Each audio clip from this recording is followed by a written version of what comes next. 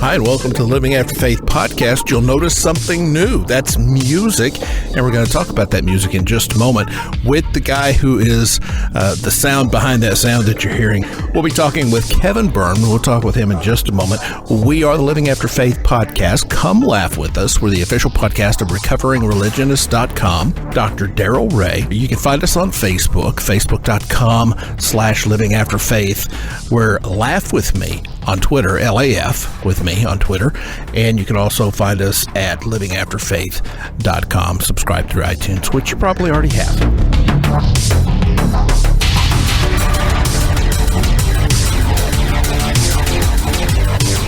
The name of the song you've been listening to, that's Rose Cross, and Kevin Byrne is with me. And Kevin, outstanding job, and we appreciate you letting us use your music. I appreciate the fact that you have me here. Thanks very much. I've had offers from some Christian bands. There's a Christian grunge band. There's a Christian metal band that offered me to use their music, and just can't do that. But Kevin and I have a similar background. He is was a minister of music in a Pentecostal church, has quite the religious background, and has left that background. And that's the story we want to tell today. So, Kevin, first of all, welcome to the program. Again, thank you. And as you were saying, talking about my religious background, it really does tie in very much to my music. That's kind of the therapy that I used to get over it. I often say and tell people that my music is how I pray now, because so much of how I was raised was from a position of guilt. And now this is something that I can do that's very liberating, very freeing, and has helped me immensely in the recovery process. A lot of your songs, I've listened to several, have a dark undertone to them, but then it's like a sunrise a lot of times. The sun does come up. I've actually heard that quite a bit from people. When I was about probably 16 or 17, I started getting into Gothic and industrial music. This is kind of back in the early 90s. And at the time, I was very depressed, of course, being in high school and going through all of these miserable changes, plus having the weight of what I was being raised with in the Christian church. And that was kind of when I started to look more into darker music. And at the time, again, it was more of a rebellion thing. As I evolved as a person, as I grew up, as I matured, that became, I'm going to look at the darkness for a little bit so that way when I look back, the light will seem so much brighter, the colors will be more vibrant, and I'll be able to deal with life. I love Marilyn Manson, absolutely love Marilyn Manson. And I got into that primarily because it was bad to listen to Marilyn Manson. Oh, yeah. That was like selling your soul just even listening to the album on the radio. If you didn't turn that thing off immediately, you were on a greased chute directly to hell. I started listening to it, but a couple of the songs, I heard lyrics that just really touched me where I was in my exodus from Christianity. I was already atheist, but didn't really... was still coming to grips with a lot of the pain, a lot of the process of leaving Christianity. Leaving Christianity for me was basically like pulling off an all-body scab. It was a horrific, painful process, and I'd already been experiencing pain and experiencing the wounding that I'd grown up with. I don't remember a time when I was not in church. That's how far back it goes. So for me, it was a very painful thing, and my leaving actually happened at about the same time I got into Marilyn Manson and other bands like that. Very much intricately tied together, and as a result, this is the music that you hear now.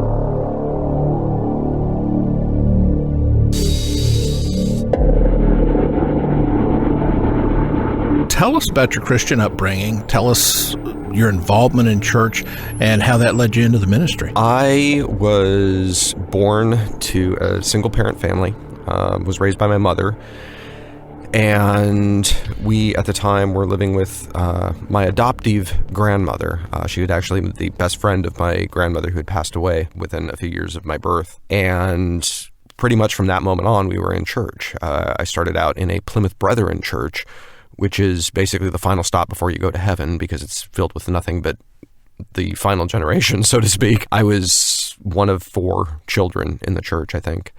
And from there, it was kind of a denomination hopping thing. We were either Baptists or Foursquare or Assemblies of God or something, but we were usually always in the fundamentalist Pentecostal grouping. And when I say fundamentalist, I just mean that's the term they use. You and I have discussed this before.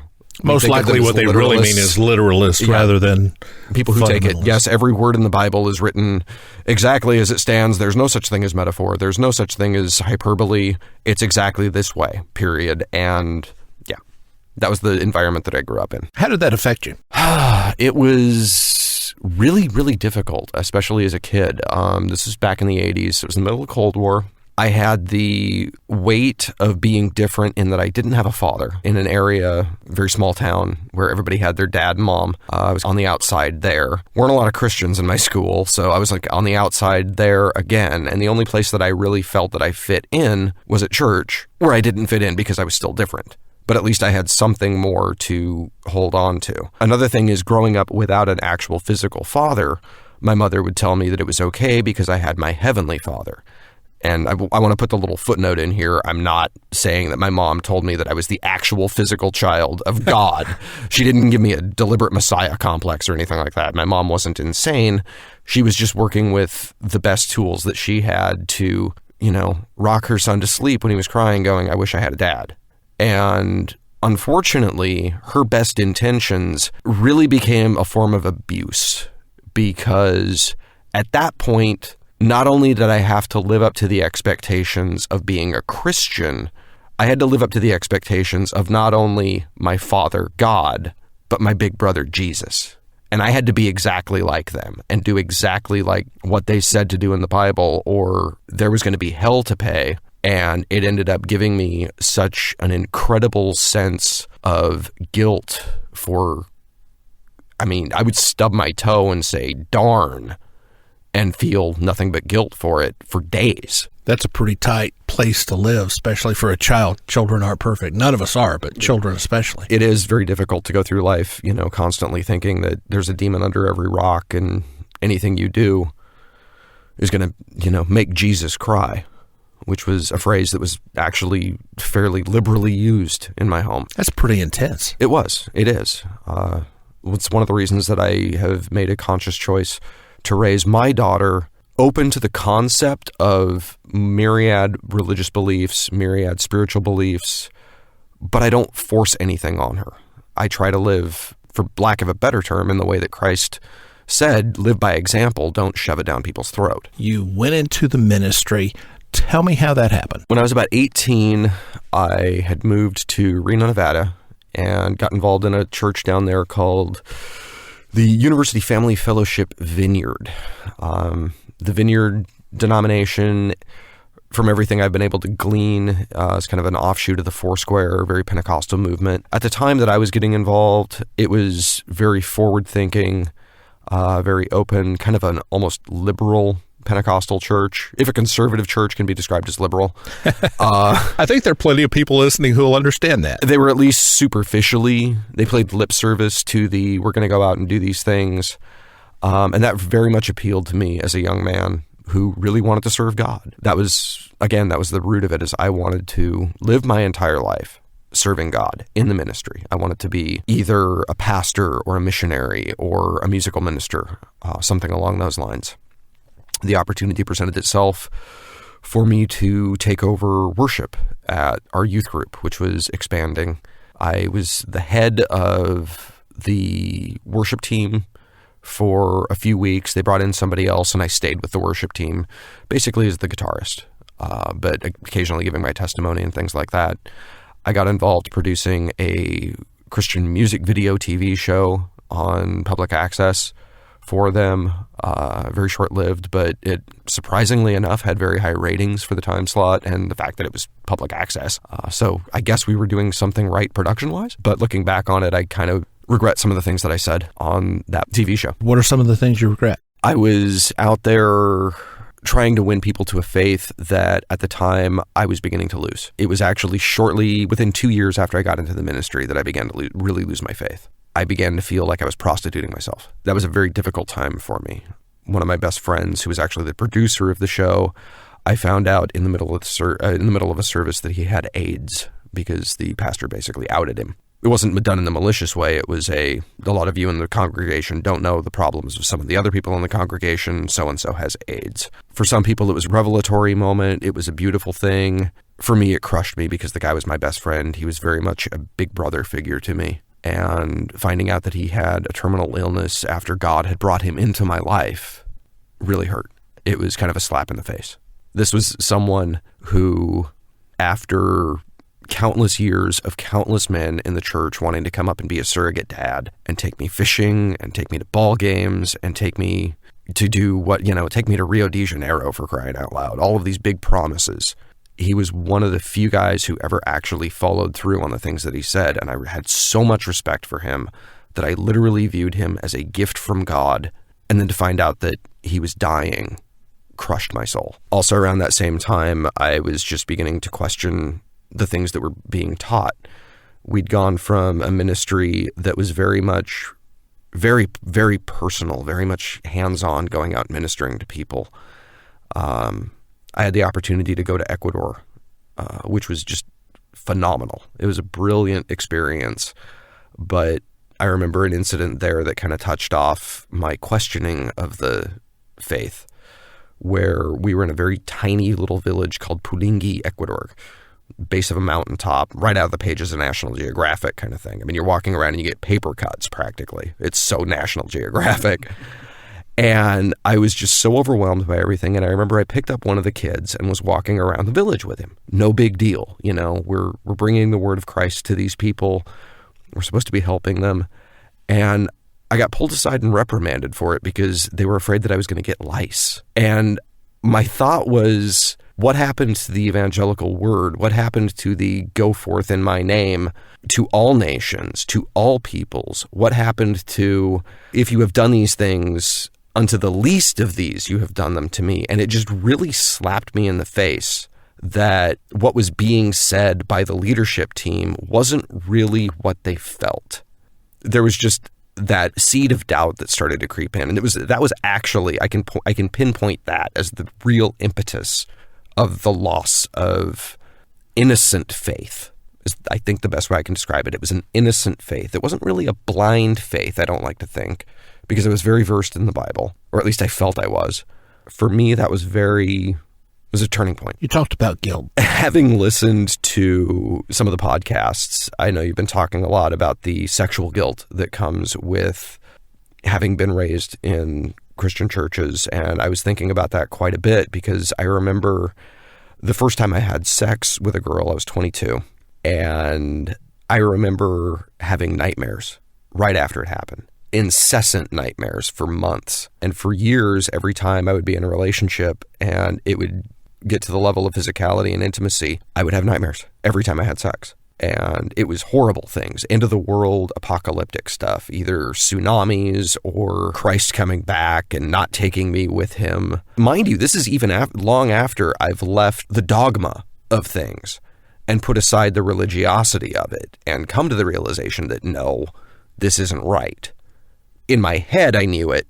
In my heart, there was still that ingrained brainwashing, is the best way I can describe it. That inborn fear of everything. You were describing earlier performing during a service with guilt, and if you are not comfortable going back there, I'm not going to make you. Oh, that's fine. I know exactly what you're talking about. One of the experiences that I have had to deal with in my life, just for the record, this actually didn't happen connected to the church. I don't want there to be any misconceptions that I was sexually abused within the church, because I can honestly say that I was not. However, there was an incident in my childhood where I was sexually abused. But I remember the feeling from that. When I got into the ministry, if I had done something that I felt was a sin and then had to go up and play guitar or give a part of the sermon or give part of my testimony, I remember going up with that guilt on my soul, and I literally had that exact same sense of self-worthlessness and filth. It was like I just wanted to get off the stage, go home, take a shower, scrub with steel wool. I felt that bad because I felt like I was committing heresy by saying this is how you should live, but not living that way myself. Every time I walk to the pulpit thinking, I'm the only man in the world walking to the pulpit with sin in his life and is going to preach holiness and righteousness. Yeah. And come to find out, everyone does, because the standards of whatever religious organization it is, nobody can live within those standards. And the result is it piles guilt on, and it piles guilt on. It piles guilt onto the people in the pew. It piles guilt onto the people in the pulpit. They pile more guilt onto the people in the pew, and it's a petri dish for creating guilt and more guilt. Exactly. Growing up in the church, one of the interesting paradigms that I've found, and I found this from other the kids who grew up knowing it from the womb, there was almost a rock stardom. Especially with my generation, there was almost this rock stardom to televangelists. And they had this larger-than-life persona. And in a lot of ways, I remember these guys being my heroes. You know, these were... Kenneth Copeland was the Green Lantern, and Robert Schuller was Superman. I mean, it was that kind of... It was Benny the Hen. You know, honestly, at the time, I got to say, when I was really into it, my two favorite guys were Benny Hinn and Mike Warnke. Those guys were my rock stars. Those guys were my heroes. I mean, I had others. I enjoyed sports. I enjoyed comic books, obviously. I just made the reference. But really growing up, these were guys that I wanted to pattern myself after. Again, particularly Mike Warnke, because I love the idea of incorporating humor with religion, and I think he did it wonderfully. So in addition to living up to the standards set by Christ himself, I also had to live up to the standards set by these guys, who presented themselves, of course, as every person is going to with a marketing team, as being larger than life, better than life, etc. No matter how many times they say I'm human just like you. They've got a, multi-million-dollar production TV facility, $1,000 suits, big cars. They're not just like you. They're above you, whether they admit it or not. That's just our cultural perception. They are celebrities, and that's it. And I wanted to be one of those celebrities. Didn't necessarily want to use that much hairspray, though. When you turned your back and walked away, describe that. Wow. Oh, that was the culmination of so much that had happened. I was about 21 when this happened. Again, raised from the womb that this was the only way. And walking away from that was terrifying. I walked away while I was still in the ministry and just dropped it. I left. I told everybody that I needed time off, but I knew I wasn't coming back. I was harassed mercilessly. Being in the ministry, I'd been given a guitar, amplifier, the whole 9 yards, and at the time I was told these are gifts from the church, etc. When I left a couple months later, they came by with a couple of big guys and took it back. I had people show up at my work and berate me, call me heretic in public, in front of customers. I was working customer service at the time, retail sales, and I would literally have people from the church come in and start throwing pages of the Bible at me. Not metaphorically. They would actually tear pages out of the Bible, wad them up, and throw them at me. I had people throwing garbage at me screaming, "You're the Antichrist," just because I had some doctrinal issues that were creeping in and was terrified and knew that this is not what I wanted. Let's talk about your music. How did that help you? I've always been musically inclined. There are old 35 millimeter films of me crawling across the floor, pulling myself up to a piano and reaching up on my tiptoes to click the keys and hear the notes. It's just always been an integral part of who I am. Because of the fact that I was told from an early age that I had a musical gift, I made the decision logically, because of how I was raised, to dedicate that to God. I started singing in churches when I was 5 and never really got out of it with any church that I was involved in. I either sang or always involved in some sort of musical worship. Idolized King David. He was my hero from the Bible, because I'm a small guy too. And that was always a big part of who I was. Well, when I left the church, it was really difficult even to pick up a guitar, because that was something I dedicated to God. How dare you try to succeed on your own? And just the idea of playing music became a sin. Now, when it's something that comes as natural to you as breathing, that's a horrible place to live. And I made the decision, what's it going to be? Are you going to live with the guilt, or are you going to express yourself? Because you've got to do one or the other, or you're going to explode. So I started writing music again. It was very, very dark. I think the first full song that I wrote after leaving the church was a song that I equated myself with Lucifer. The lyrics talk about falling from grace. I was a musician. Lucifer was a musician. I was told all my life I was loved by God. He was told all his life he was loved by God. I wanted to do everything to please him. I somehow messed up. I got kicked out. I could relate to Lucifer, and that was a horrifying place for a born-again Christian to be, is to look in the mirror and see the face of Satan staring back. And it was actually that caused me to start writing, because I had to get that out of me. And as I did that, I began to realize, you know what? You've been really hard on yourself. Not only have you been hard on yourself personally, but you've been overcritical of yourself as a musician because you want to be perfect. And looking at my music as something that's fun to do, something that helps me, it's been so liberating. It's my therapy. We're going to be featuring a lot of your music here on the Living After Faith podcast. Tell us about Morrison's Prophecy. Well, the name Morrison's Prophecy is a reference to Jim Morrison. Back in 1972, he did an interview where he said that the future of music in probably 10 years was going to be not so much bands, and I'm paraphrasing here, not so much bands, but just one guy sitting in a room with a bunch of electronic equipment, synthesizers, tape loops, computers, and really that's what I do. It's me and my computer making silly meep meep noises. Tell us where we can find out more about your music if the listeners want to relate to it and go through kind of a journey with you on that. Check it out at reverbnation.com/Morrison's Prophecy. We're also on SoundCloud. That's www.soundcloud.com/Morrison's-Prophecy, and at Facebook/Morrison's-Prophecy. Tell us about the CD that you handed me. The CD that I have is called The Alchemical Process. It is kind of a retrospective of my entire life told in instrumental music form. The name of the first track is called Naivete, kind of self-explanatory. I use the analogy of alchemy within it because it's science and faith combined, and that system has always appealed to me, the idea of a rational spirituality. And I thought it was a good analog for how my life had progressed. So really, this is 13 tracks that kind of give you a audio representation of who I am. Kevin Byrne is today's guest. You'll be hearing a lot of his music on the Living After Faith podcast.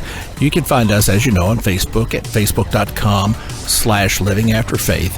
We're at livingafterfaith.com. We're also on Twitter now at Laugh With Me, LAF with me. And that's what we'd like you to do. I'm Rich Lyons. Come laugh with me.